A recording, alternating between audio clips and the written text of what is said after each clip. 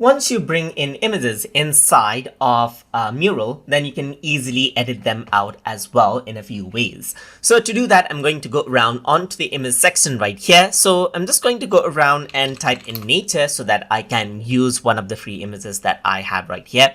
So I'm just going to click right here. So once I click here, I have an image, and you can resize out the image, you can rotate out the image as you like. But over here on the top, you can see that you can also enable and disable the border of the image. For example, if I were to bring in another image, you can see that there is no border. But if I were to click on this, you can see that I can actually add in a border to this image right here. So it gets differentiated from the other image.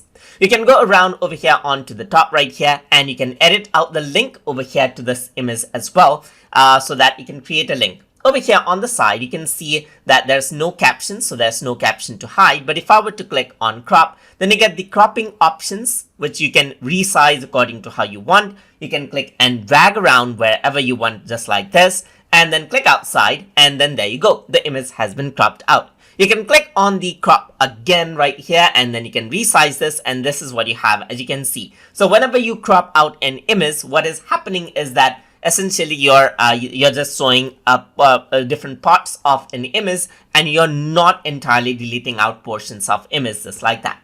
So that is how you can edit out images inside of Mural. So hope you guys learned something as always. And as always, please like, comment, share, and subscribe.